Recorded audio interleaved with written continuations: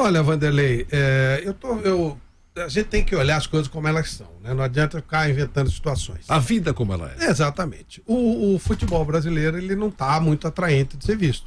Está competitivo e tal, os jogos são disputados, mas falta técnica, falta uma coisa mais apurada. A CBF, que é uma boa planejadora, criou o quê? O animador de jogo. Então ela colocou esses garotões saradões, que o Márcio Pímpolo adora, né, os alterofilistas, que não entendem nada de futebol, não tem a menor vocação pro negócio, não entendem o espírito da regra, e eles vão lá para fazer essas coisas, aí anima o jogo. Então, por exemplo, a gente tem assunto aqui, a gente não vai falar do jogo. Corinthians e São Paulo, majestoso, jogo de tanta história, tantas decisões, tantos jogadores importantes, e qual é o assunto? O árbitro. Nas últimas grandes partidas, sempre a gente fala mais do árbitro do que do jogo. Então, falta futebol, e aí eles colocaram animadores de jogo. O cara anima o jogo, sabe? Ele cria confusão, ele faz rolo, ele interpreta errado. E tem os caras de trás do gol que são sensacionais, né? Eu até sugeri que substituísse os dois caras do fundo de campo, um por um saco de esterco e outro por um saco de alpiste. Um furinho, aí eles ficavam empurrando. O de esterco ia deixando o chão com bom arado e aí plantariam flores. E o de alpiste alimentaria os passarinhos. Quer dizer, eles teriam utilidade. Para não dizer que os caras são absolutamente inúteis. Então tem esse. E o árbitro hoje, ele não é árbitro, ele é um animador de campeonato. Eles estão animando bem. E esse cara animou bem, ele arrumou confusão para todo lado. Ele teve bagunça, teve diretor entrando no vestiário, teve gol mal anulado, teve pênalti que não foi, ele não deu, a expulsão confusa. Ele foi um belo animador de campeonato. Muito legal. Eu não acho que precisa usar nariz, não, para aqueles nariz vermelho. Tá bom do jeito que tá. Estão fazendo direitinho o trabalho deles. E seguramente nessas 5 rodadas que faltam teremos muita animação. A única coisa é que quando entra tem aquela coisa jeca que eles tocam, né? Poderia tocar pá, né? Pá, pá, pá, pá. Quando os árbitros entram, o cirquinho chegou e tal, não sei o quê. Podia pôr uns malabaristas, uns anões, pra acompanhar. Já que tem tanta gente. Teve um que eles disseram 15 caras. Podia trazer junto 18. Um anão, 18, um anão, um equilibrista, um malabarista, que seria legal, acho que fica bacana. As festas do Fred Mercury, ele fazia festa assim. Então, porque o Adriano fazia umas desse jeito também. E aí, fica legal, eles são os animadores, muito legal, árbitro não tem não, mas tem animador de campeonato, eles estão animando bem, tá bem legal, tanto que dá tema, né? O que mais chama a minha atenção primeiro, eu não acredito que seja um esquema mirabolante por trás para beneficiar A ou B, eu acho que é ruindade mesmo, né? Até que me provem o contrário, eu vou achar que é ruindade. Né? Então, por enquanto, vamos ficar com essa hipótese de ruindade. Só que eu quero separar um trechinho do que disse o Coronel Marinho, que é o grande responsável pela arbitragem brasileira, em uma entrevista que ele deu para o UOL sobre o gol, entrou ou não entrou. O lance não é conclusivo, não há uma imagem que conclui. Tem imagem em que a bola entra e imagem em que a bola não entra. Nem com VAR daria para avaliar. Mas tem um trilhão de fotos que deixa bem claro, elas deixam bem claro que a bola entrou. Então, é o cara responsável pela arbitragem que quer lutar contra algo que não dá para lutar contra a imagem, entendeu? Todo mundo viu. É que nem aquele momento que você falou do gol do Jô, que não foi com a mão. Você lembra disso? Não. Eu lembro bem. Você lembra disso? Que o Jô deu um soco na bola, e a bola entrou com o soco e o André falava, não foi com a mão. Mas aí... Essa eu não vou esquecer. Eu não esqueça, mas aí...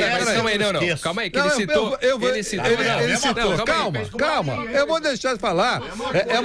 Você vai falar em seguida. Só quero dizer o seguinte, nesse lance que você está citando, e você está cutucando e o André, nesse lance... Não, mas em alguns momentos o André tem a razão. Deu mesmo... Muita gente teve que ver várias vezes para ter certeza. Depois muda ou não, isso não interessa. A gente entende isso, tem lance que é assim mesmo. Nesse caso, que é o que interessa, que está mais na nossa cabeça, nesse caso aí, eu não vi, olha, e olha que eu sou, como eu não faço nada na vida, eu vejo tudo, né? Tento ver tudo. Eu encontrei um caso, alguém falando assim, olha, tem uma certa dúvida. Nada. Não tem uma foto que cria uma certa dúvida, nada, imagem, não tem nada.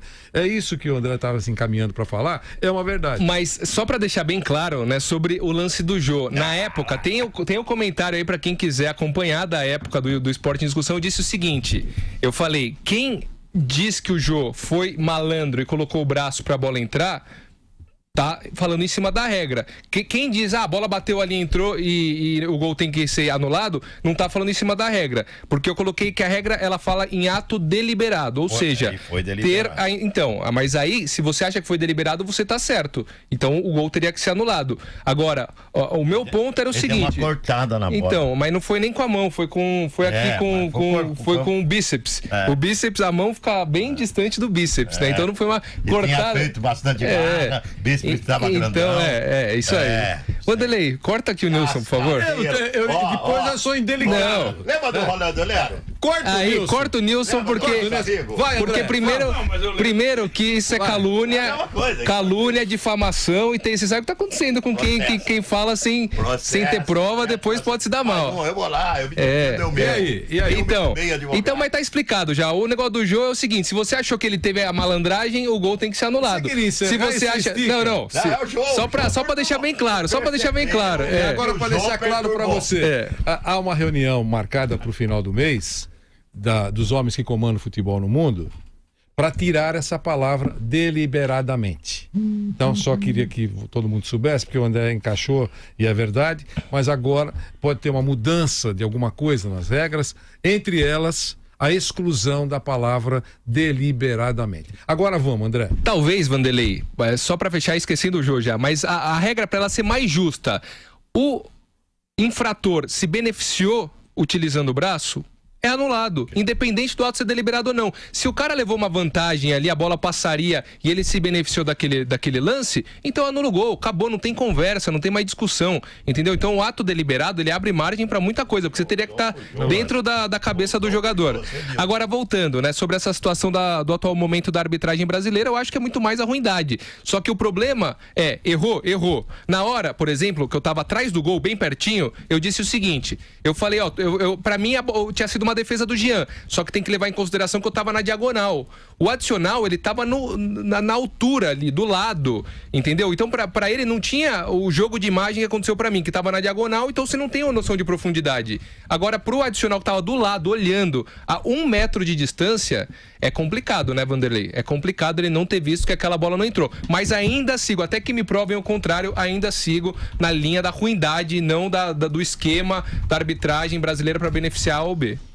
Que os árbitros não são mal intencionados, eu também concordo. Pode ter uma exceção aí. A regra é de não ter má intenção. Eles são ruins de verdade em nível mundial. Como diria o grande Karsug, né, Nilson? Se até no Vaticano tem quem não presta. Pois é. Então, por favor. Pode ter uma exceção de um mal intencionado, mas a regra não. A regra é o cara quer chegar na casa dele e o filho dele falar: nossa, papai, que arbitragem o senhor fez. Olha, mamãe, todo mundo falando bem de você. É isso que ele quer ouvir. É lógico. O filho no colégio no dia seguinte: olha o seu pai, que arbitragem ele fez. É isso que ele quer ouvir. Eu tenho certeza disso. Mas o problema da arbitragem é o negócio da raiz. Ontem eu estava conversando com o Loebner também. Esses caras, eles passam rápido, eles não sabem o que é um campeonato amador, um campeonato varziano, sabe? Onde foi o Ducídio, o Emílio Marques Mesquita, o Almir Riti Peixoto Laguna, o Roberto Nunes Morgado, que foi um grande árbitro de futebol. Esses caras passaram por campeonato varziano, campeonato amador. Só que tem, além disso, que eu acho o mais grave, é a arrogância. E a prepotência desses caras, entendendo que são superastros e superstar e não erram. E não precisam aprender nada. Então, isso me incomoda muito. Então, eu percebo isso na arbitragem do futebol do Brasil. Você pode... não é Brasil, não. O mundo tá assim. Os caras são arrogantes. Eles acham que não precisam aprender nada. Nada, que eles sabem tudo. Que são gênios. E não são. Não são. E hoje...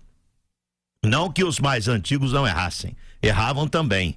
Só que não tinha tanta tecnologia para mostrar e evidenciar os erros dessa turma mais antiga. Mas essa turma mais antiga tem uma grande vantagem de passar por escolas de dificuldade imensa de arbitragem desde o campeonato varziano. Esses caras não, o Flávio, eu concordo inteiramente com o Flávio. Esses caras tem que ser bonitinho, bombadão e arrogante. Bonitinho, bombadão e arrogante. Então, é sério o problema de arbitragem, mas não se restringe ao Brasil. A arbitragem no mundo está muito ruim. Nota 6, 6,5 e olha lá.